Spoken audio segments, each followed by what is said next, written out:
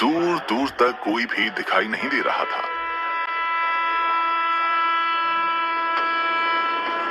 पर जैसे ही स्टेशन पर लगी घड़ी में 3:30 बजे वहां पर छत्तीसगढ़ एक्सप्रेस ट्रेन आकर रुकती है। ट्रेन के रुकते ही ट्रेन के अंदर बैठे लोगों को सांप सूंघ जाता है। ट्रेन के अंदर से सिर्फ एक लड़का उतरता है जो कि रुद्र का दोस्त पीयूष था। पीयूष के उतरते ही ट्रेन बिना हॉर्न मारे ही वहां से निकल जाती है, जैसे ड्राइवर को भी पता हो कि स्टेशन पर ज्यादा देर रुकना खतरे से खाली नहीं है।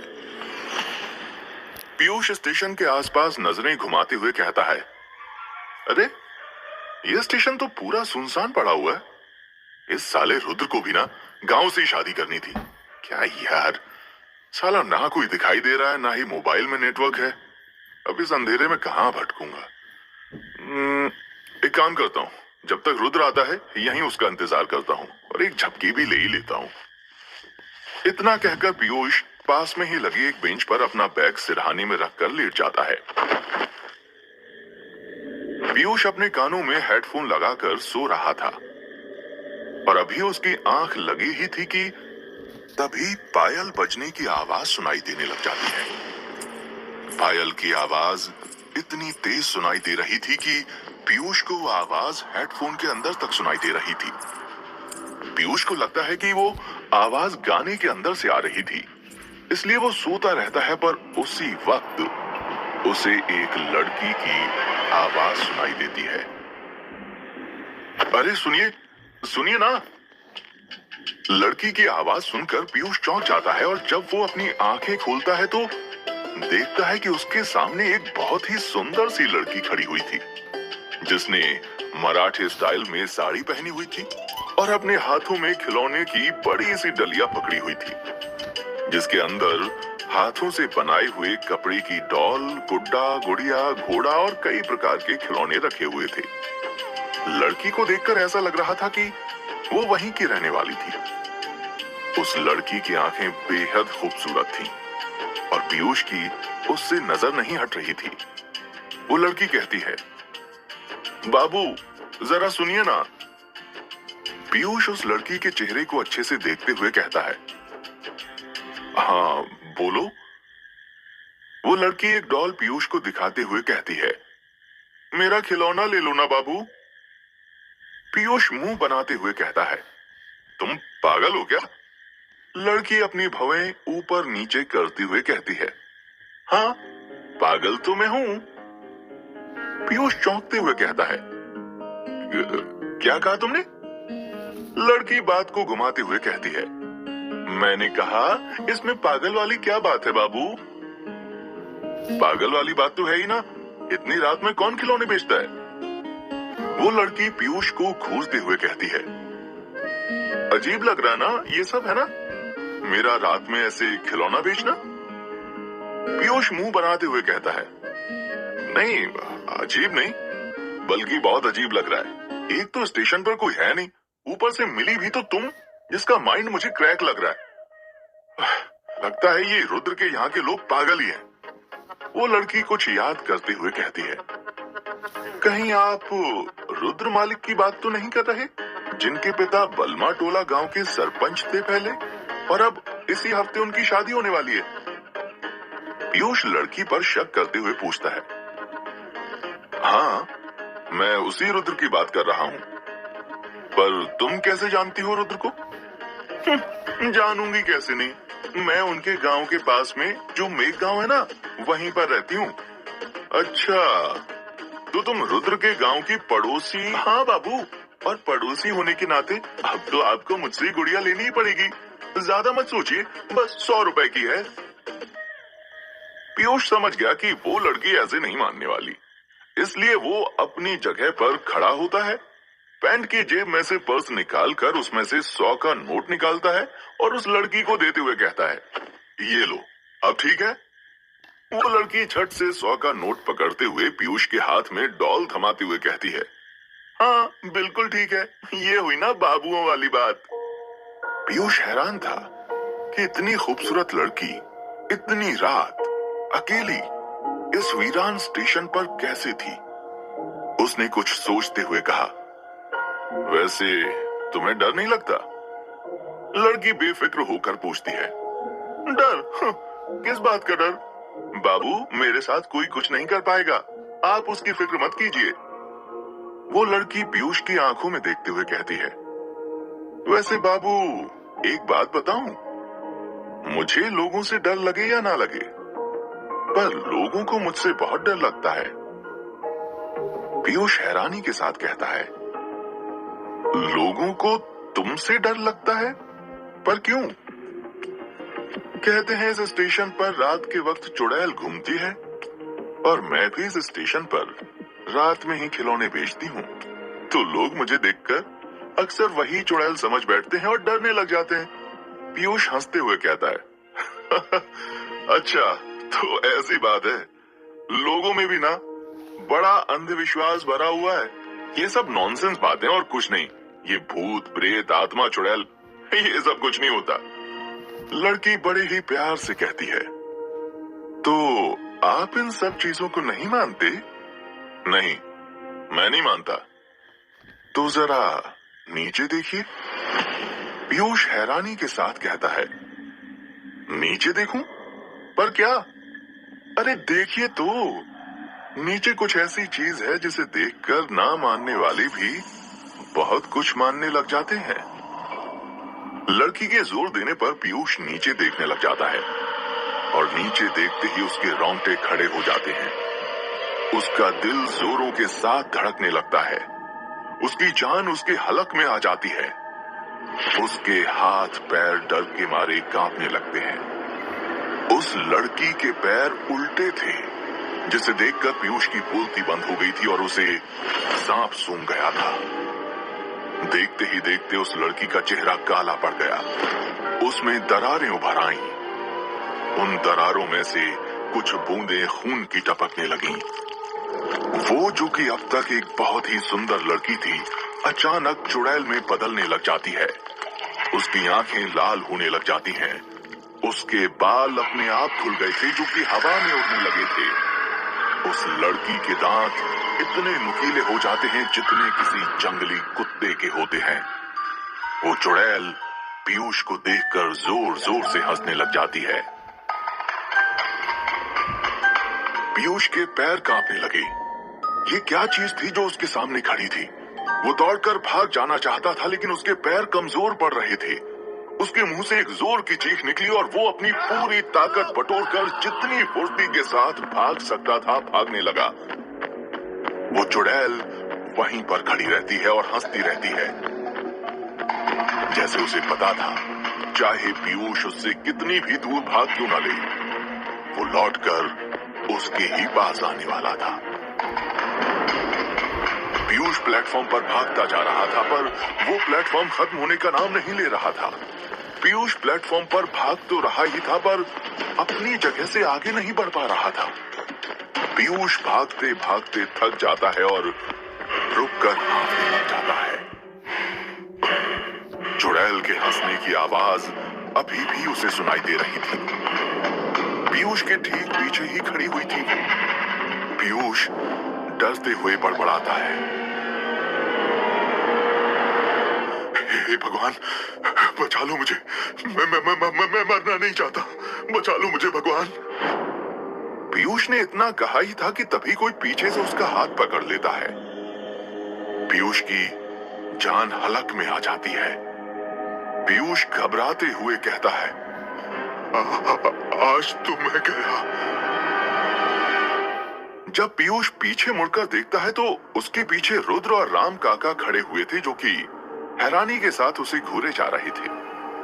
पीयूष कुछ बोल पाता उससे पहले ही रुद्र उससे पूछता है, अबे क्या हुआ? तू ये स्टेशन पर एक ही जगह खड़े होकर भाग क्यों रहा है? मॉर्निंग वॉक करने लग गया क्या रात में ही? पीयूष कुछ जवाब नहीं देता। उसकी नजरों के सामने तो अभी भी उसी चुड़ैल का खौफनाक चेहरा मंडरा रहा था। रुद्र फिर पीयूष से पूछता है, अरे बोलेगा भी, क्या हुआ? और तू इतना डरा हुआ क्यों है भाई? पीयूष हिम्मत करते हुए कहता है, वो यार, यहां पर एक चुड़ैल थी। रुद्र हैरानी के साथ कहता है, क्या कहा? चुड़ैल? पागल हो गया क्या? घबराते हुए पीयूष तेजी से कहता है, नहीं यार, मैं सच बोल रहा हूँ, मेरी बात पर यकीन कर। यहाँ पर वो चुड़ैल थी, एक लड़की के रूप में जो खिलौने बेच रही थी। मैंने उससे खिलौना भी लिया था। रुक, मैं अभी दिखाता हूँ तुझे। इतना कहकर पीयूष उस बेंच के पास जाता है जहां पर उसने वो डॉल रखी थी, पर वहां से वो डॉल गायब हो गई थी। पीयूष बौखलाहट के साथ कहता है, अरे वो डॉल कहां चली गई? अभी तो यहीं पर थी। रुद्र पीयूष के कंधों पर हाथ रखते हुए कहता है, डॉल तो तब दिखेगी ना जब होगी। जरा देख, पूरा रेलवे स्टेशन खाली पड़ा हुआ है। पता नहीं तुझे कहां पर कौन सी लड़की नजर आ गई। अच्छा एक बात बता, तू चढ़ाकर तो नहीं आया ना? नहीं यार, मैं सच कह रहा हूं। उस लड़की ने तो मुझे ये भी बताया कि वो जो तेरे गांव के पास मेघ गांव है ना, वहीं पर रहती है। रुद्र कुछ बोलता उससे पहले ही राम काका मुंह फाड़ते हुए कहते हैं, क्या कहा? कहां वो लड़की मेघ गांव में रहती है? पीयूष हाँ में अपना सिर हिला देता है। रुद्र झट से कहता है, पागल हो रहा है क्या? मेघ गांव 18 सालों से बंद है, तो फिर वहां लड़की कैसे रह सकती है? तभी राम काका रुद्र के पीछे आकर खड़े होते हैं और डरते हुए कहते हैं, कहीं वो यहां पर तो नहीं आ गई थी? मैंने कहा था ना, रात में स्टेशन पर आना ठीक नहीं है, पर आप नहीं माने छोटे मालिक। आपके दोस्त से मुलाकात कर ली उसने, कहीं आपसे भी ना मिलने चली आई वो। रुद्र चिढ़ते हुए कहता है, राम काका प्लीज, अब आप फिर से मत शुरू हो जाइएगा। ऑलरेडी उस चुड़ैल की बातें सुन सुनकर पक चुका हूं मैं।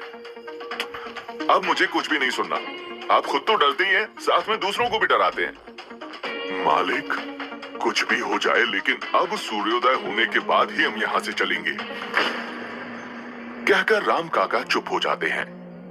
पीयूष तो इतना डर गया था कि कुछ बोल ही नहीं पा रहा था। रुद्र पीयूष से कहता है, अच्छा ठीक है, एक काम करते हैं, पीयूष तू यहीं पर आराम कर ले, सुबह 6 बजे तक चलेंगे, ठीक है? पीयूष कहता कुछ नहीं, बस हाँ में अपना सिर हिला देता है। पीयूष और बाकी लोग थोड़ी देर के लिए वेटिंग रूम में जाकर बैठ जाते हैं। कुछ देर के बाद जब पीयूष को ठीक लगता है तो अनन्या उसकी तरफ देखते हुए कहती है, ओए मोटे, इतना डर मत, ये ले पानी पी। पानी के बाद पीयूष को अच्छा लगता है। वो अनन्या की तरफ देखकर कहता है, यार तू तो और पतली हो गई, खाना वाना नहीं खाती क्या? कहते हुए पीयूष मुस्कुराने लगा।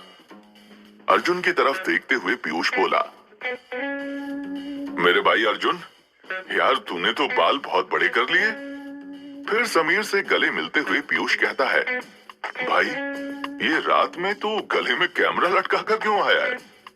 समीर मुस्कुराते हुए कहता है, यार मैंने सोचा कि तू स्टेशन पर चुड़ैल से मिलवाने वाला है ना, तो तुम दोनों की एक फोटो क्लिक कर लेता हूँ, इसलिए आया हूँ।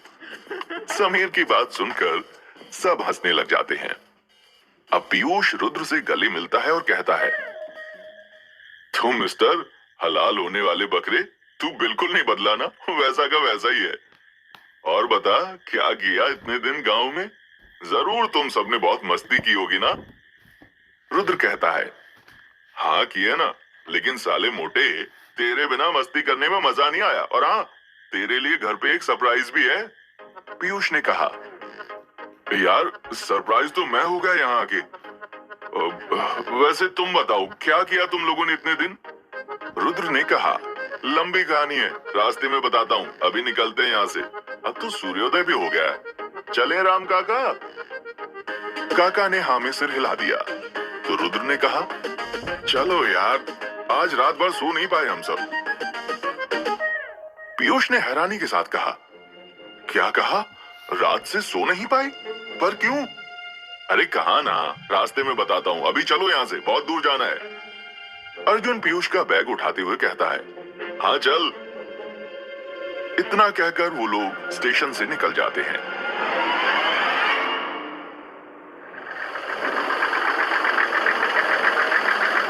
राम काका जिप्सी चला रहे थे और उनके बगल में रुद्र बैठा हुआ था। बाकी सब जिप्सी में पीछे बैठे हुए थे। रुद्र ने रात में पीयूष के साथ क्या हुआ था वो सब अपने दोस्त को बता दिया। अनन्या पीयूष पर हंसते हुए कहती है, हे मोटे, तुझे क्या अभी भी ये भूत प्रेत चुड़ैल डायन इन सब से डर लगता है क्या? कॉलेज के दिनों की तरह अब तक डरता है? पीयूष मुंह बनाते हुए कहता है, अनन्या, अगर कल रात तू मेरे साथ होती ना तो तुझे भी यकीन हो जाता कि चुड़ैल होती है या नहीं। मैं सच कह रहा हूँ, कल रात मैंने स्टेशन पर चुड़ैल देखी थी जिसके पांव उल्टे थे। मेरी बात का कोई यकीन क्यों नहीं कर रहा यार? अनन्या पीयूष पर फिर हंसते हुए कहती है, कोई कैसे यकीन करेगा? तू इतना गंदा जोक जो मार रहा है। हाँ, बड़ा आया पैर उल्टे थे। मैं तो इन सब पर बिल्कुल विश्वास नहीं करती। ये सब ना बस फालतू की बातें और कुछ भी नहीं। राम काका जिप्सी चलाते हुए कहते हैं, कुछ दिन रुको यहाँ पर, फिर आपको भी यकीन हो जाएगा कि चुड़ैलें होती हैं या नहीं। पीयूष राम काका को घूरने लग जाता है क्योंकि कल रात उस लड़की ने भी यही बात पीयूष से कही थी। अर्जुन कुछ सोचते हुए कहता है, वैसे मैंने सुना है कि आज से 18 साल पहले एक गांव था, क्या नाम था उसका? हाँ, मेघ। वहां पर एक औरत को जिंदा जला दिया गया था जो कि चुड़ैल बनकर अभी भी वहीं पर भटक रही है। क्या ये कहानी सच है? राम काका भारी आवाज में कहते हैं, ये कहानी नहीं, हकीकत है। अक्सर लोग हकीकत को कहानी बना देते हैं और लोग उसे कहानी समझने लग जाते हैं, बल्कि असलियत में वो कहानी ही एक हकीकत होती है। समीर बौखलाहट से पूछता है, मतलब वो चुड़ैल अभी भी मेघ गांव में भटक रही है? राम काका जवाब देते हुए कहते हैं, और नहीं तो क्या, वो औरत अपना इंतकाम लेने का इंतजार कर रही है और अब लगता है कि जल्दी ही उसका इंतकाम पूरा होने वाला है। अनन्या हिचकिचाते हुए कहती है, कैसा इंतकाम?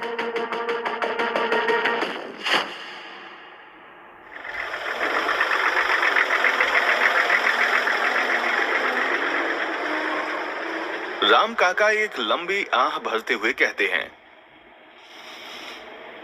जल्द ही पता लग जाएगा।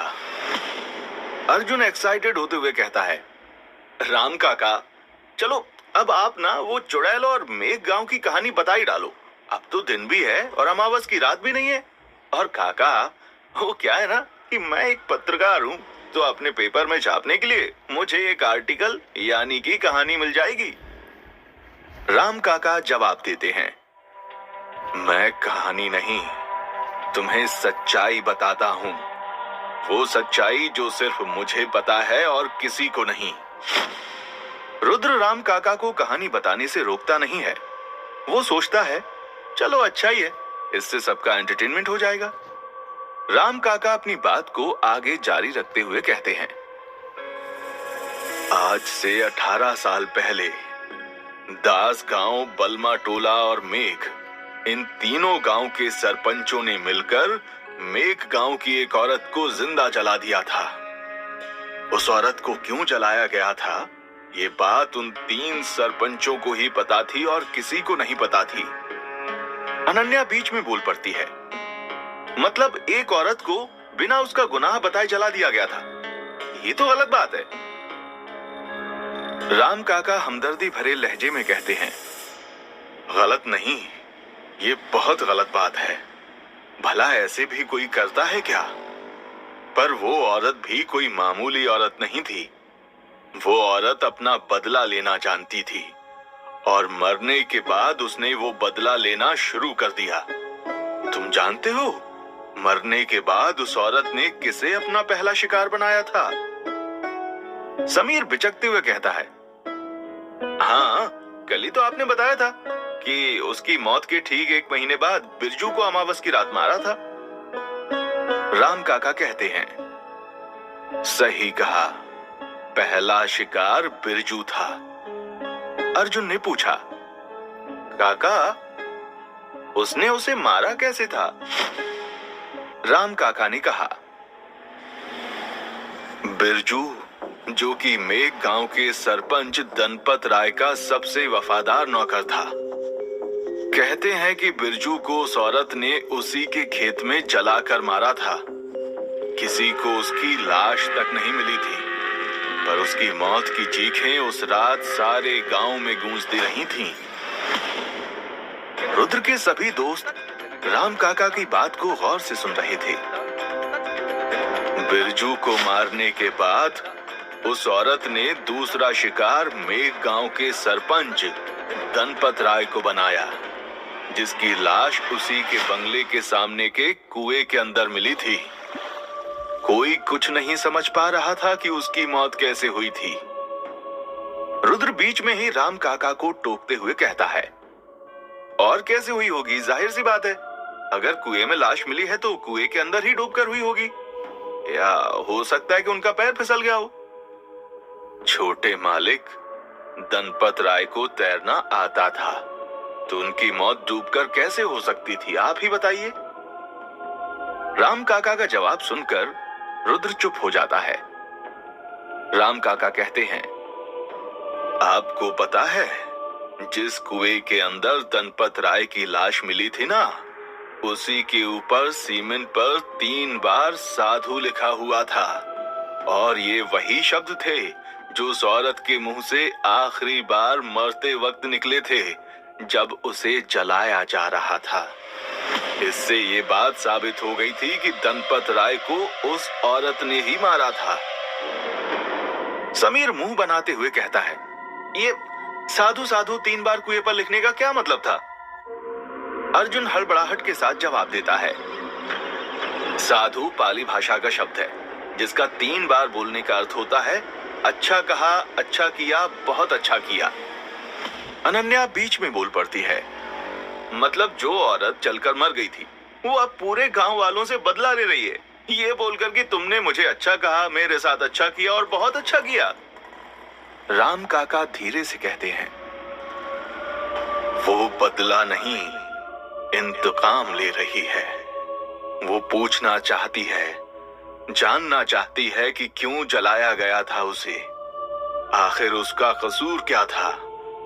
उसका श्राप लगा है मेघगांव को। अभिमन्यु झट से पूछता है, कैसा श्राप? अंत्येष्टि संस्कार न करने का श्राप। पीयूष अपना सिर खुजाते हुए कहता है, अंत्येष्टि संस्कार मतलब? अर्जुन फटाक से कहता है, अंत्येष्टि का अर्थ होता है अंतिम यज्ञ। ये यज्ञ मरने वाले व्यक्ति के शव के लिए किया जाता है।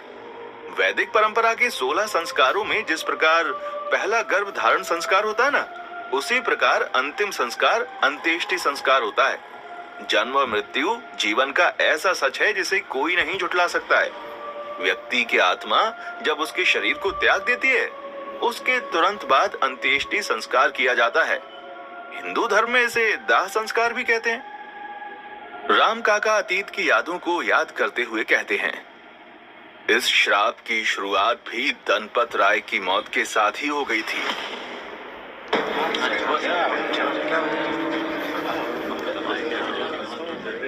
उस दिन तीनों गांव के सभी लोग शमशान घाट में इकट्ठा हुए थे।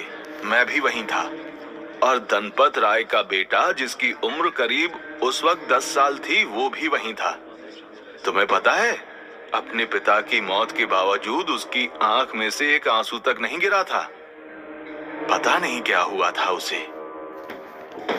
अतीत की बात करते करते राम काका अतीत की यादों में खो जाते हैं, और उन्हें याद आता है कि उस दिन क्या क्या हुआ था।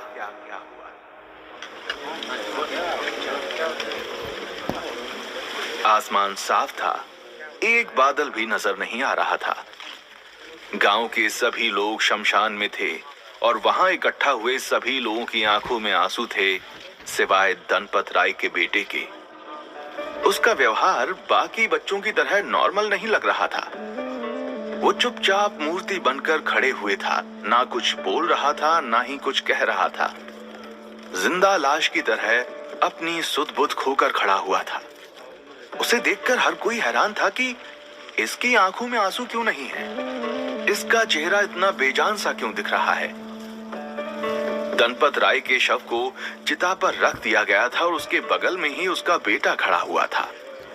पुजारी जी मशाल दनपत राय के बेटे को देते हुए कहते हैं, बेटा, अपने पिता को आखिरी बार देख लो और जो भी कुछ कहना चाहते हो कह सकते हो।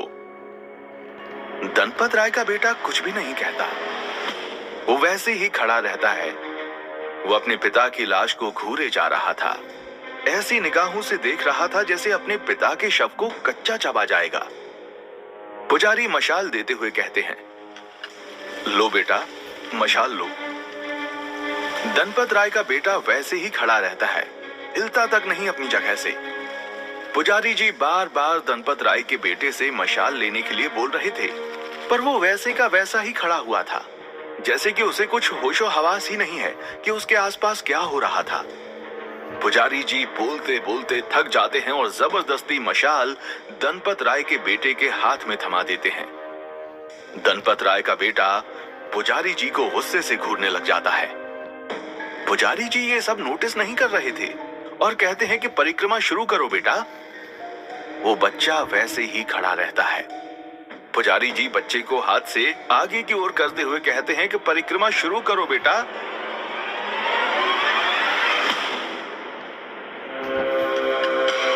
दनपत राय का बेटा धीरे धीरे अपने कदम आगे बढ़ाने लग जाता है।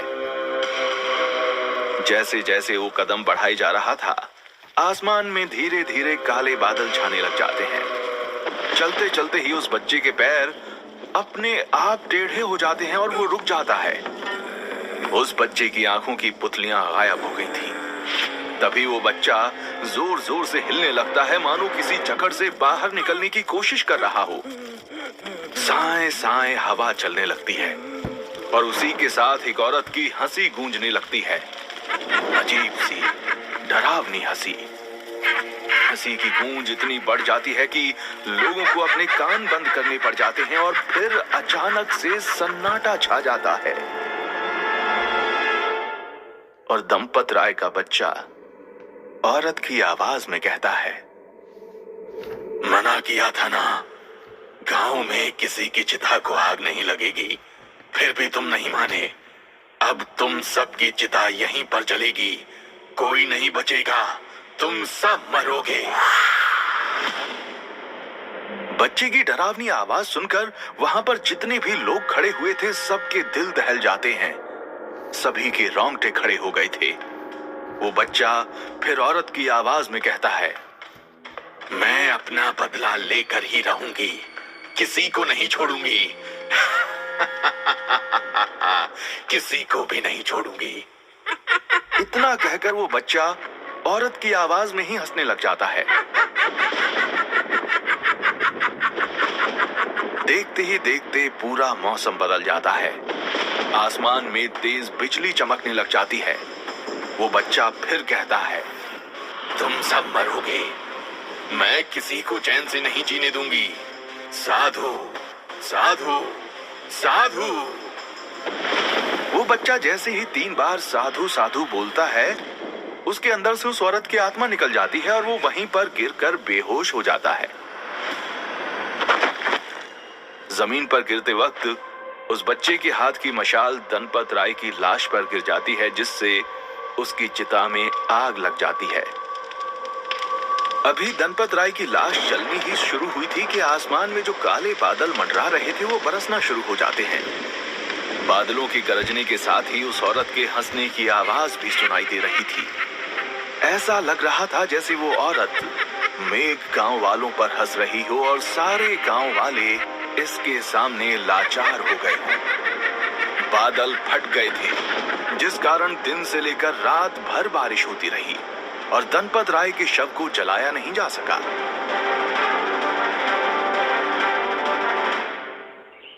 अगले दिन जब बारिश रुकी तो सूरज की पहली किरण के साथ दनपत राय की चिता को फिर से जलाने की कोशिश की गई, पर चिता नहीं जली। बहुत प्रयासों के बावजूद भी जब लाश में आग नहीं लगी तो तीनों गांवों के सबसे बड़े पुजारी पंडित सुशीलाचार्य को बुलाया गया। पंडित सुशीलाचार्य की उम्र करीब 55 साल थी। सफेद लंबे बाल जिसका उन्होंने जूड़ा बना रखा था और सफेद लंबी दाढ़ी जो उन्होंने नीचे से बांध रखी थी। पंडित सुशलाचार्य जैसे ही गंगा जल की कुछ बूंदें धनपत राय के शव पर डालते हैं, वो सब कुछ समझ जाते हैं कि मामला आखिर है क्या। वो कुछ देर के लिए अपनी आंखें बंद करते हैं और फिर आंखें खोलकर कहते हैं, मेघ गांव को उस औरत का श्राप लग गया है। उसकी मौत जलने के कारण हुई थी और इसी वजह से मेघ गांव के अंदर अब किसी भी व्यक्ति की चिता को आग नहीं लगाई जा सकती। पंडित सुशलाचार्य की बातें सुनकर गांव वालों में अफरा तफरी मच जाती है और वो एक दूसरे से ही कहने लगते हैं, अरे ये कैसे हो गया, कैसे हो गया ये सब। वहां मौजूद लोग कहते हैं, महागुरु पंडित सुशलाचार्य जी, ये तो हिंदू धर्म के विरुद्ध है। यदि मृत्यु के बाद शव का अंतिम संस्कार नहीं किया गया तो धर्म भ्रष्ट हो जाएगा। इसका उपाय बताएं। अगर शव नहीं जलाएं तो फिर क्या किया जाए महागुरु, आप ही बताएं।